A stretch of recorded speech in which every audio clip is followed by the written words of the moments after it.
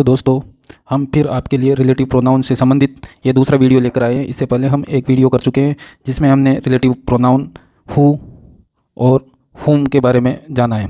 इसके लिए आप रिलेटिव प्रोनाउन का फर्स्ट वीडियो जो हमने 2-3 दिन पहले डाला था उसको आप देख सकते हैं। सबसे पहले मैं आपसे निवेदन करूं कि आप हमारे चैनल को सब्सक्राइब कर लें ताकि आपको इसका नोटिफिकेशन समय से मिले और आप अपनी तैयारी को बेहतर कर सकें। हमने इनमें अच्छे से समझाने की कोशिश की है और रिलेटिव प्रोनाउन से संबंधित क्वेश्चन हर एग्जाम में पूछ लिए जाते हैं। तो आज हम शुरू करेंगे हुज से। तो हुज का शाब्दिक अर्थ होता है, सबसे पहले हुज क्या दिखाता है? अपने को संबंध दिखाता है। क्या दिखाता है? संबंध दिखाता है। किसका? किसी संज्ञा या सर्वनाम का एक संज्ञा या दूसरी संज्ञा के साथ, एक सर्वनाम का एक सर्वनाम के या दूसरे सर्वनाम के साथ संबंध दिखाएगा। जिसका अर्थ क्या होता है? जिसका, जिसकी या जिसके, ये सेंस देता है। हम इसका देखते उदाहरण। This is the bike, colours was faded. ये वही बाइक है जिसका कलर कैसा है? फेड है। तो जिसका, बाइक का संबंध दिखाया कलर से। तो इसमें हु अगर भरना हो या हुम भरना हो तो हु का अर्थ क्या होता है? हु का अर्थ होता है जो। हु का अर्थ क्या होता है? जो। और हुम का अर्थ होता है जिसे। तो यहाँ पर जैसे वाक्य को पढ़ेंगे, दिस इज़ द बाइक, ये वह बाइक है जिसका कलर कैसा है? फेड है। तो इसमें क्या भरेंगे? Home. This is the boy, यह वह लड़का है, मदर इज़ डॉक्टर। भाई जिसे मदर तो आएगा नहीं, जो मदर आएगी नहीं, जो मदर डॉक्टर है नहीं, जिसकी माताजी डॉक्टर हैं। तो इसका संबंध इसके साथ है, जिसका जिसकी ऐसा संबंध दिखाता है उसमें हुज भरेंगे। ये पहले वाले में थोड़ा सा करेक्शन कर लेते हैं, हुज। अब देखते हैं वेयर। वेयर देखने से पहले हम एक दो उदाहरण में पहले जो करवाई उसके बारे में बताऊं, हु। अब इसका एक चार्ट देखते हैं। इसका चार्ट देखते हैं अपन। चार्ट इसके लिए नई स्लाइड लेते हैं। नई स्लाइड लेते हैं। इसमें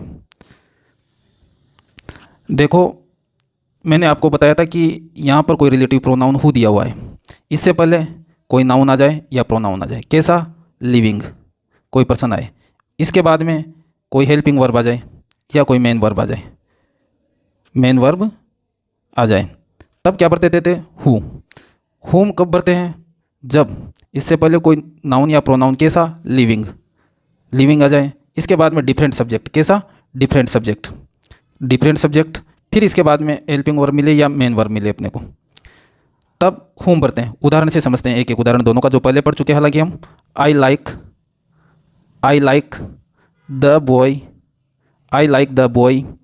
खालिस्तान, हेल्प द पुअर। अब इस उदाहरण में देखो, आई लाइक द बॉय, मैं उस लड़के को पसंद करता हूँ। Help the poor, help the poor कौन करता है? यही लड़का करता है। इसी के लिए ये बात आई है, जो लड़का दूसरों की मदद करता है, मतलब हु। हमने इस रूल्स के अनुसार क्या देखा? इधर क्या? लिविंग नाउन या प्रोनाउन, नाउन या प्रोनाउन। कैसा? लिविंग। तो अपने द बॉय कैसा है? लिविंग नाउन है। बाद में हेल्पिंग वर्ब, हेल्प कैसा है? एक वर्ब के रूप में आया या हेल्पिंग वर्ब आती तो क्या पढ़ते? हु। सेकंड हुम का उदाहरण देखते हैं। The girl you see at bus stop. अब देखते हैं, द गर्ल कैसा है? लिविंग नाउन, नाउन कैसा? लिविंग। हमारा रूल्स क्या कहता है कि खालिस्तान से पहले कोई नाउन या प्रोनाउन कैसा? लिविंग होना चाहिए। खालिस्तान के बाद यूं सी, यूं क्या है? Different subject. ये क्या है? Different subject. क्योंकि इसके लिए सी किसके लिए? इसी के लिए अलग से क्या है? Helping verb. इसी के लिए गर्ल के लिए तो कोई ये हेल्पिंग वर्ब है नहीं, यूं के लिए है। या इसके बाद में कोई वर्ब दिख जाए तब क्या पढ़ते हैं? हु। होम में क्या होता है? होम का देखते हैं। यहाँ पर अपने को रिलेटिव प्रोनाउन होम भरना है। इससे पहले क्या हो? या तो नाउन हो या प्रोनाउन हो। ये लिविंग भी हो सकता है और नॉन लिविंग भी हो सकता है। Non living, whose. होम नहीं, यहाँ आएगा हुज। हुज के लिए लिविंग भी आ सकता है और नॉन लिविंग भी आ सकता है। इसके बाद में अपने को कोई सब्जेक्ट मिल जाए, यानी कि कोई नाउन मिल जाए या प्रोनाउन मिल सकता है, या कोई एडजेक्टिव मिल जाए। क्या मिल जाए? एडजेक्टिव मिल जाए, तब हुज भरा जाता है। और इसका जो सेंस है किसका है? कोई संबंध बताए। क्या बताए? संबंध बताए। और संबंध में हिंदी में जैसे जिसका, जिसकी, ऐसे शब्द आए या जिसके, ऐसे शब्दों से अगर संबंध बताया जाता है तब हुज भरा जाएगा। देखते हैं इसका अपना, आगे बढ़ाते हैं इसी को। हमने यहाँ देखा था हुज का। दिस इज़ द बाइक, यह वह बाइक है हुज कलर वाज फेडेड, उस जिसका कलर फेड है। दिस इज़ द बॉय, ये वह लड़का है। मदर इज डॉक्टर, जिसकी माताजी डॉक्टर है। क्योंकि हमने हु और हुम में दोनों को अच्छी तरह समझ लिया तो इसको हम आराम से आसानी से हुज भर सकते हैं। हु और हुम को समझ लिया तो वेयर, रिलेटिव प्रोनाउन वेयर को देखते हैं। वेयर का अर्थ होता है जहाँ, वेयर का अर्थ होता है जहाँ। क्या ये कोई स्थान के बारे में बताता है? किसके बारे में? कोई स्थान के बारे में। अब देखो, आई लिव इन जोधपुर, मैं कहाँ रहता हूँ? जोधपुर रहता हूँ, Udaipur. I live in Udaipur.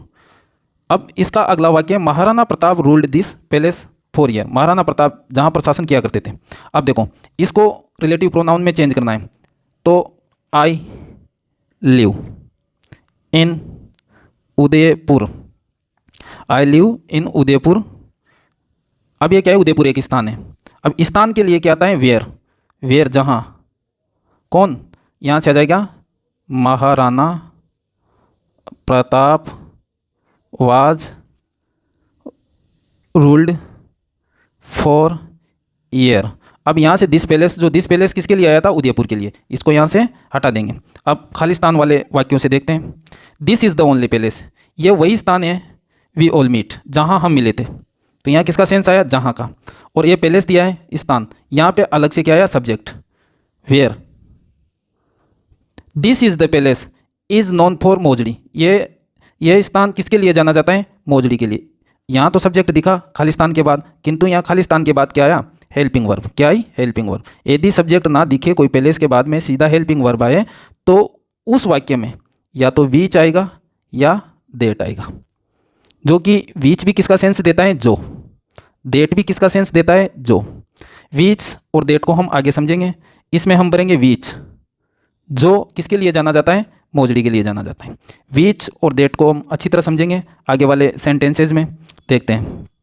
देखो, यदि वेयर भरना हो, कोई पैलेस दिया हुआ हो, वेयर रिलेटिव प्रोनाउन भरना हो, तो उसके बाद में अपने को क्या मिलना चाहिए? अलग से सब्जेक्ट। फिर उस सब्जेक्ट के लिए हेल्पिंग वर्ब और वर्ब आगे मिले, तब क्या भरेंगे? वेयर। और इधर क्या दिया हुआ हो? कोई पैलेस, स्थान दिया हो, तब क्या भरेंगे? वेयर। वीच का देखते हैं। वीच कब भरते हैं? इधर पैलेस दिया हो, या तो वीच भरने के लिए ये वीच, इससे पहले क्या हो? कोई पैलेस दिया हो या कोई थिंग दी हो। क्या दी हो? थिंग, यानी कि कोई वस्तु दी हो। और इसके बाद में क्या होना चाहिए? सब्जेक्ट की जगह या तो कोई हेल्पिंग वर्ब मिले या कोई मेन वर्ब मिले, तब क्या भरेंगे? वीच भरेंगे उस पैलेस और उस थिंग के लिए। या देट भी इसमें आ सकता है, किंतु देट के लिए कुछ कंडीशन है, उनको हम देखेंगे। अब यहाँ देखा, वीच भरने के लिए या तो थिंग भरना हो, थिंग या कोई पैलेस हो, वीच भरना हो, बाद में हेल्पिंग वर्ब मिले या मेन वर्ब मिले, जो हमने यहाँ देखा। अब देखते हैं देट। देट के लिए क्या कंडीशन होनी चाहिए? देट। देखो देट, अब देट भरना है अपने को, तो इससे पहले कोई पैलेस दिया हुआ हो या कोई थिंग दी हो, कोई वस्तु दी हो, और इसके पहले क्या क्या मिले? कोई सुपरलेटिव डिग्री मिल जाए, ओनली लिखा हुआ मिल जाए, सेम लिखा हुआ मिल जाए, ऑल लिखा हुआ मिल जाए, नन लिखा हुआ मिल जाए, फिर कोई पैलेस दिया हुआ हो या कोई वस्तु दी हो, थिंग दी हो। दोनों को एक साथ देख लेते हैं, सेम शब्द हैं, तब इसमें रिलेटिव प्रोनाउन क्या भरेंगे? देट भरेंगे। उसके बाद हेल्पिंग वर्ब या मेन वर्ब दिखे। देखते हैं उदाहरणों के माध्यम से। देखो, this is the best thing, this is the best thing. देखो यहाँ पर बेस्ट क्या है? Superlative degree. Good better best, ये क्या है? Superlative degree. कैसी दी है? Superlative degree. The government can which या देट, तो यहाँ पर द गवर्नमेंट। अब सुपरलेटिव डिग्री दे दी, द गवर्नमेंट दे दिया, फिर भी अगर अपने को सीधा सीधा भरना हो तो इसमें क्या आएगा? देट। हालांकि अपने को सीधी क्या है कि यहाँ मिल रही है हेल्पिंग वर्ब, और ये किसके लिए है? किसी वस्तु के लिए। अगर ये कोई स्थान होता तो हम इसमें क्या भर देते? वेयर भर देते, क्योंकि यहाँ सीधा क्या है? सब्जेक्ट दिया हुआ है। किंतु इसमें क्या आएगा? That. I bought a table, मैंने एक टेबल खरीदी। अब एक टेबल क्या है? ये थिंग दी हुई है। क्या दी हुई है? कोई वस्तु दी हुई है। खालिस्तान दिया हुआ है, फिर हेल्पिंग वर्ब आई। इससे पहले, वस्तु से पहले देट वाले कोई शब्द नहीं है। देट वाले शब्द जैसे कि ना तो कोई सुपरलेटिव डिग्री आई है इससे पहले, ना ओनली आया है, ना ऑल आया है, नहीं नन आया है, जो इसके लिए आते हैं। देट के लिए क्या है? देखो, superlative degree, only, same, all, none, ऐसे जो शब्द हैं वो मिले तब क्या भरते हैं? देट। किंतु इससे पहले कोई नहीं है ऐसे शब्द, तो क्या भरेंगे? वीच। हेलो वीच, वीच भरा जाएगा। देखो next, he is only boy, ये क्या है? एक लड़का है, इससे पहले क्या दे दिया? ओनली। देट। वीच किसके लिए भरा जाता है? वीच केवल वस्तुओं के लिए आता है। एक चीज़ ये जान लेते हैं, वीच किन के लिए आता है? केवल नॉन लिविंग। किसके लिए? केवल नॉन लिविंग के लिए वीच आता है, और दैट लिविंग के लिए भी आता है, और नॉन लिविंग के लिए भी आता है। ये वस्तुओं के लिए भी आएगा, जानवरों के लिए भी आएगा, और इंसानों के लिए, मनुष्य के लिए भी आएगा। किंतु वीच किन के लिए आएगा? नॉन लिविंग, जिसमें क्या आएंगे? वस्तुएं आ जाएंगी, पशु पक्षी आ जाएंगे, यानी कि सभी प्रकार के एनिमल्स के लिए तो वीच आ सकता है, किंतु दैट दोनों के लिए आएगा। देखते हैं next. This is only boy, only आ गया तो that. This is the only palace, palace से पहले ओनली तो इसमें that. The Rashmi keeps the same watch, same आ गया, वॉच से पहले, वस्तु से पहले तो that. There is none, none आ गया तो that. I made same boy, same आ गया तो दैट। तो हमने दैट का, वीच का, वेयर का आदि का उपयोग देखा। हम एक बार और इनको रिवाइज कर लेते हैं। हमने कौन सा पढ़ा? हु पढ़ लिया, होम पढ़ लिया, वेयर हुज पढ़ लिया, वेयर पढ़ लिया, और दैट, वीच।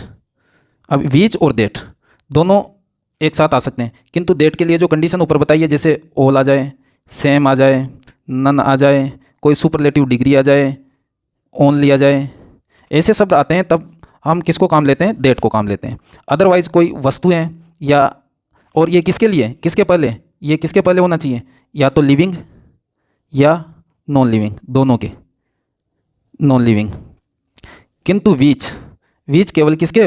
केवल नॉन लिविंग, नॉन लिविंग जिसमें क्या आ जाएगी? कोई वस्तु या जानवर, सभी पशु पक्षी सब, उनके लिए वीच का प्रयोग होगा, और वस्तुओं के लिए वीच का प्रयोग होगा। दैट का प्रयोग हम इनके नॉन लिविंग थिंग्स के लिए भी कर सकते हैं, और लिविंग के लिए भी कर सकते हैं। एक आध उदाहरण और देख सकते हैं हम, देखते हैं इसके कुछ एक उदाहरण। नहीं तो एक छोटा सा और बचा है, वैन। वैन के बारे में जान लेते हैं। वैन, वैन किसको बताता है? ये टाइम, टाइम को क्या करेगा? रिप्रेजेंट करेगा, टाइम को रिप्रेजेंट करेगा। और इसमें ज़्यादा कुछ रूल्स नहीं है। इसके एक उदाहरण देख लेते हैं इसका। जैसे it was 6 o'clock in the morning, in the morning. Khalistan called him.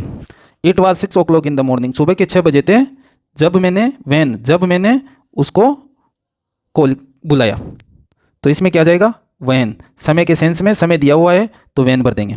इसमें कोई ज़्यादा रूल्स वगैरह नहीं है। बाकी हमने दैट का अच्छी तरह देखा, वीच का देखा। अब देखते हैं एक और उदाहरण से देखते हैं। एक उदाहरण और लिखता हूँ मैं यहाँ, आप इसको सोल्व करने की कोशिश करना। This is the palace, this is the only palace, खाली जगह, इज फेमस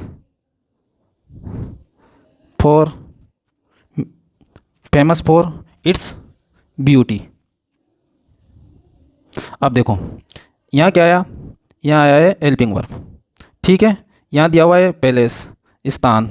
पैलेस से पहले अगर ओनली लगा है या नन लगा हो या कोई सुपरलेटिव डिग्री दी हो या ऑल हो या सेम हो, तब क्या भरते हैं हम? दैट। तब क्या भरते हैं? दैट। यदि इसमें ओनली नहीं होता, इसमें ओनली नहीं होता, दिस इज़ द पैलेस, इसमें ओनली नहीं होता तो क्या भर सकते थे हम? इसमें वीच भर सकते हैं, जो is famous for its beauty, जो इसकी ब्यूटी के लिए फेमस है। अब इसमें अगर यहाँ ओनली भरा है, इसका मतलब यहाँ क्या भरेंगे? दैट। एक आध उदाहरण और देख लेते हैं। एक उदाहरण और देखते हैं। देखो, I bought a pen, I bought a pen is very good, ठीक है, जो बहुत अच्छा है। मैंने क्या खरीदा है? एक पेन। ये क्या है? एक वस्तु दी हुई है। क्या वो दी हुई है? वस्तु। यहाँ क्या दिया हुआ है? हेल्पिंग वर्ब, ठीक है। तो यहाँ वस्तु दी है, तो वस्तु के लिए क्या, या तो वीच आ सकता है या दैट आ सकता है। दैट आने के लिए तो हमने कंडीशन पढ़ी, वीच के लिए कोई कंडीशन नहीं थी, तो इसमें क्या जाएगा? वीच। इसमें क्या जाएगा? वीच। यदि इसी वाक्य को ये लिखते I bought only a pen, तब इसमें दैट आता, तब क्या आ जाता? दैट आ जाता। इसके लिए हमने काफ़ी सारे उदाहरण देख लिए। मैं आशा करता हूँ कि आप इनको समझ पाए होंगे और वीडियो को आप 2 बार देखें, आराम से समझ में आएंगे। दैट से पहले कुछ एक और लगा सकते हैं, जैसे मैंने सेम तो लिखा दिया था, इसके अलावा ओनली मैंने लिखा दिया था, इसके अलावा वेरी भी आ सकता है, इसके अलावा ऑल आ सकता है, या सुपरलेटिव डिग्री, इसके अलावा नो वन आ सकता है, नोबडी आ सकता है, या लिटिल। ये शब्द अगर दिए हुए हैं किसी वस्तु से पहले, उसमें क्या भर देंगे, डेट भर देंगे। एक आध शब्द और जैसे no one, nobody, little, very, ये चीज़ें और इसमें मैंने ऐड कर दी। तो आप इनको आज आराम से देखें। इससे पहले वाला जो रिलेटिव प्रोनाउन का वीडियो डाला गया है उसको आप देखें, दोनों को कंपेयर करके आराम से समझें, क्योंकि ये चीज़ें थोड़ा आसानी से समझ में नहीं आती। थोड़ा 2-3 बार इनकी प्रैक्टिस करोगे तो आराम से समझ में आ जाएगी। मैं लास्ट में और आपसे निवेदन करूँ कि आप हमारे चैनल को सब्सक्राइब कर लें, बेल आइकन को प्रेस करें, ताकि आपको ऐसे वीडियो मिल सकें और जैसे नोटिफिकेशन आए आपको पता लग जाए कि वीडियो अपलोड हो चुकी है। थैंक्स।